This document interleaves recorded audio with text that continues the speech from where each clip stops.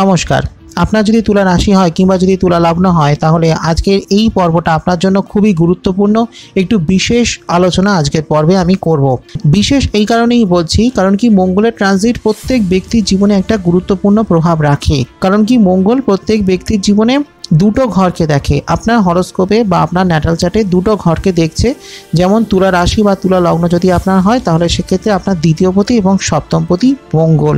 তাহলে এই দ্বিতীয় আর সপ্তমের সঙ্গে মঙ্গলের একটা কানেকশন রয়েছে এবং সেই সঙ্গে মঙ্গল যে ঘরে প্রবেশ করছে, মঙ্গল রয়েছেন আপনার নবমে, অর্থাৎ আপনার ভাগ্যস্থানে মঙ্গলের অবস্থান।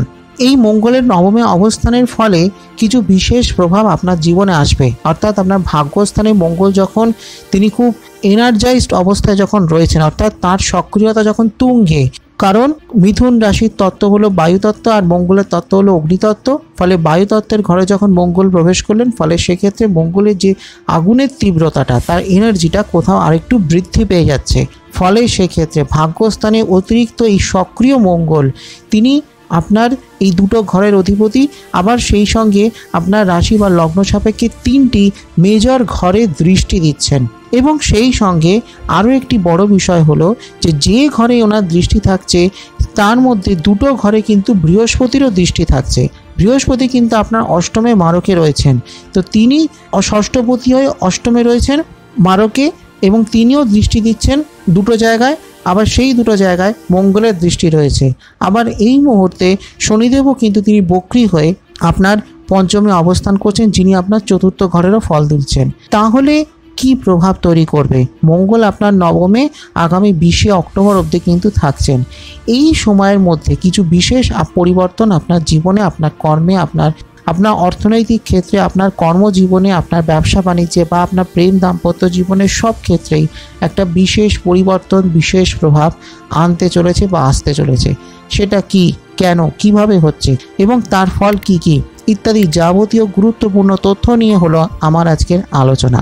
তাই বিশদে জানতে আজকের পর্বটা একদম শেষ অবধি ভালোভাবে দেখবার অনুরোধ করলাম। ভালো লাগলে একটা লাইক করে দেবেন, শেয়ার করে দেবেন সকলকে, আর অবশ্যই কমেন্ট করে জানাবেন আপনার প্রশ্ন বা মতামত।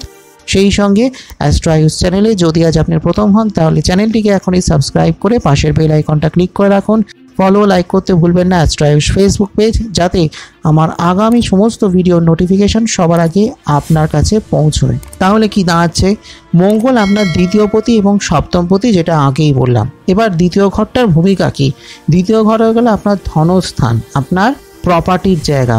আপনি পৈতৃক সূত্রে কি সম্পত্তি পেতে পারেন, পূর্বপুরুষ বা পারিবারিক সূত্রে কোন সম্পত্তি পেতে পারেন কি না, আপনার ব্যাংক ব্যালেন্স কত হবে, আপনার রোজগার বা আপনার ইনকাম কতটা হবে, আপনার স্থাবর অস্থাবর সম্পত্তি কীরকম হবে না হবে ইত্যাদিগুলো আপনার দ্বিতীয় ঘর থেকে দেখা হয়। সেই সঙ্গে আপনার বাকস্থানও, অর্থাৎ আপনি যে কথা বলছেন আপনার বাচনভঙ্গি কতটা সুন্দর হবে, কেমন হবে, এই দ্বিতীয় ঘর থেকে দেখা হয়।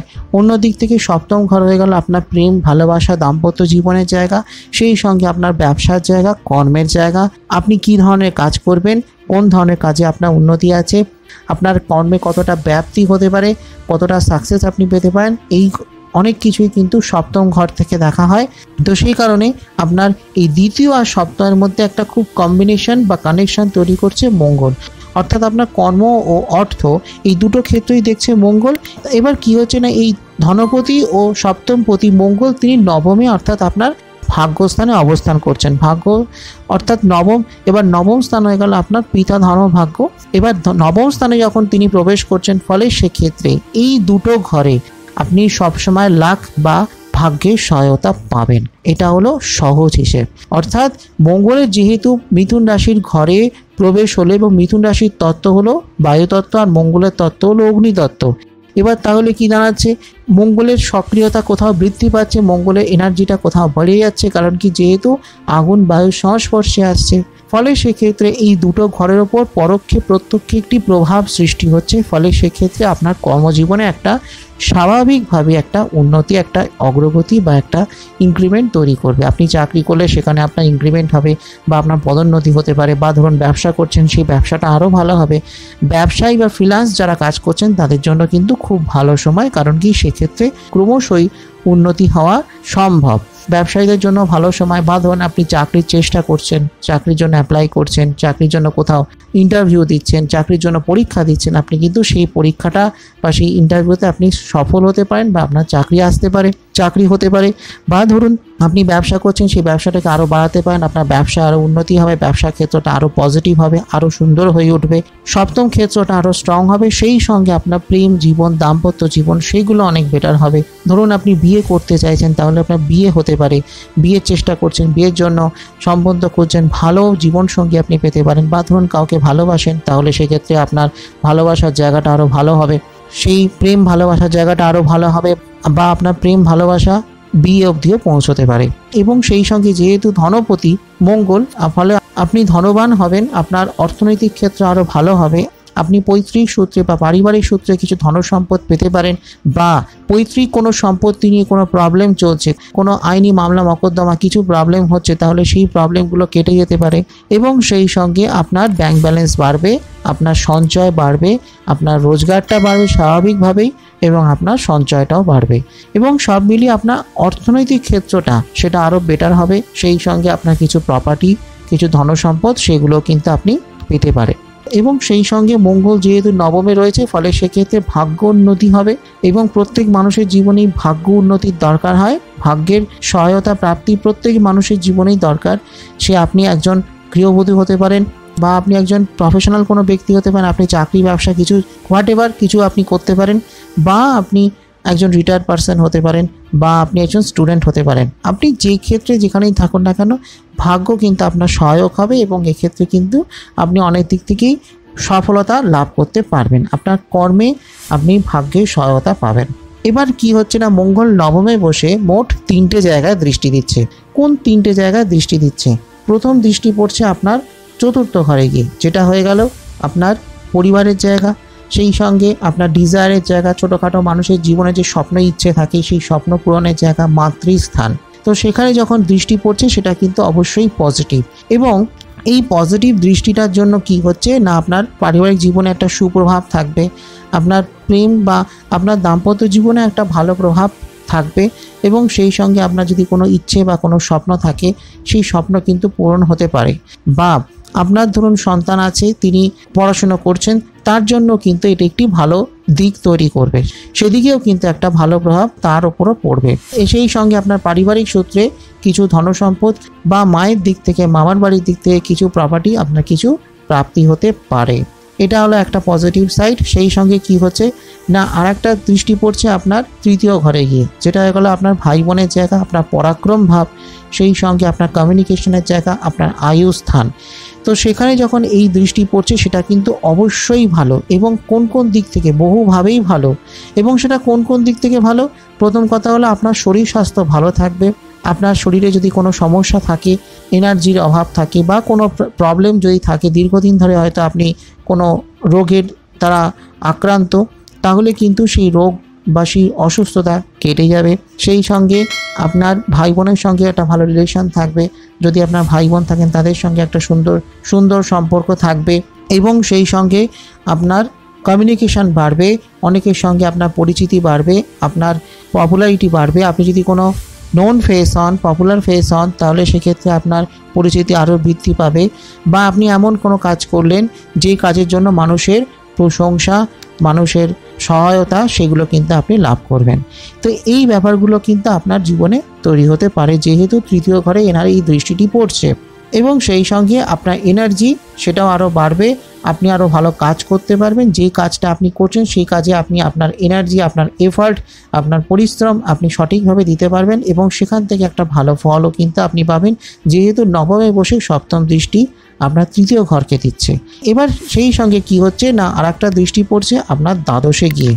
দ্বাদশ ঘর হয়ে গেল আপনার মোক্ষের জায়গা, আপনার বিদেশ যাত্রার জায়গা, বৈদেশিক ব্যবসা বাণিজ্য, এক্সপোর্ট ইম্পোর্ট বিজনেস ইত্যাদি যাবতীয় কিছু দেখা হচ্ছে। তো এই ক্ষেত্রে কিন্তু একটি ভালো ফল দেবে, যেহেতু নবমে বসে দ্বাদশকে দৃষ্টি দিচ্ছে মঙ্গল, ফলে সেক্ষেত্রে আপনার কর্মক্ষেত্রে একটা ভালো প্রভাব থাকবে, বৈদেশিক ব্যবসা বাণিজ্য সেগুলো ভালো হবে। বা ধরুন আপনার নিজের জায়গায় বসেই আপনি ব্যবসা করছেন, সেখান থেকে ব্যবসাকে আরও আপনি ছড়িয়ে যেতে পারবেন।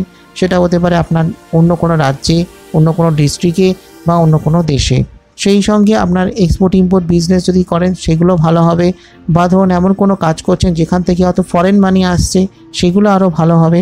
বা ধরুন আপনি কোনো ব্যবসা বাণিজ্য করছেন, সেক্ষেত্রে যেহেতু আপনার দ্বাদশ হয়ে গেল কন্যা রাশি এবং যেহেতু কন্যা রাশির তত্ত্ব হলো ভূতত্ত্ব, ফলে সেক্ষেত্রে রিয়েল এস্টেট বিজনেস ভালো হবে। বা ধরুন আপনার এমন ধরনের কোনো বিজনেস রয়েছে যেখানে আপনি ফরেন ইনভেস্টার পেতে পারেন। তো বিদেশ সংক্রান্ত ব্যবসা বাণিজ্য বা যে কোনো প্রকার ব্যবসা বাণিজ্য সব ক্ষেত্রে কিন্তু একটা ভালো টাইম। কারণ কি, যেহেতু সপ্তমপতি এই মঙ্গল যিনি নবমে বসে আপনার দ্বাদশকে দৃষ্টি দিচ্ছেন, এবং সেই সঙ্গে আপনি যদি আইন নিয়ে কাজ করেন বা যদি আপনি ল প্র্যাকটিশনার হন, উকিল যদি আপনি হন, আধ্যাত্মিক বা স্পিরিচুয়াল কোনো কাজ, যেমন ধরুন তন্ত্র সাধনা বা ধরুন জ্যোতিষ, নিউমারোলজি ইত্যাদি নিয়ে যদি কোনো কাজ থাকে, বা ধরুন আপনি শিক্ষা জগতের সঙ্গে যুক্ত, উচ্চশিক্ষার সঙ্গে ধরুন আপনি পিএইচডি করছেন, তাহলে সেক্ষেত্রে ভালো উন্নতি আছে। এবং সেই সঙ্গে আপনি যদি রিয়েল এস্টেট বিজনেস যদি আপনি করেন, তাহলে খুব ভালো সময়। এবং বিভিন্ন ধরনের ব্যবসা বাণিজ্য বা কাজের জন্য ভালো সময়। বা ধরুন আপনি কোনো সাংস্কৃতিক কোনো জগতের সঙ্গে যুক্ত, কলা বিভাগের সঙ্গে যুক্ত, কালচারাল কোনো কাজকর্ম করছেন, সেটা হতে পারে নাচ, গান, আবৃত্তি, অভিনয়, নাটক, থিয়েটার, এইগুলো যদি কোনো কিছুর সঙ্গে যুক্ত থাকেন, তাহলে কিন্তু ভালো টাইম আপনার চলবে। এবং এক্ষেত্রে মঙ্গলের সঙ্গে সঙ্গে বুধেরও একটি অবস্থান, এবং বুধ যেহেতু কন্যায় থাকছে, কন্যায় প্রবেশ করছে 23 সেপ্টেম্বর থেকে, আর তার উপরে মঙ্গলের একটি দৃষ্টি, ফলে সেক্ষেত্রে কিন্তু আপনার কর্মক্ষেত্র ভালো হবে। আপনার ব্যবসা বাণিজ্য বা ধরুন আপনি ফ্রিল্যান্স কোনো কাজ করছেন, আপনি একজন ওয়েব ডেভেলপার, ওয়েব ডিজাইনার হতে পারেন, আপনি ডিজিটাল মার্কেটিং নিয়ে কোনো কাজ করতে পারেন, আপনি ব্লগার হতে পারেন, ইউটিউবার হতে পারেন।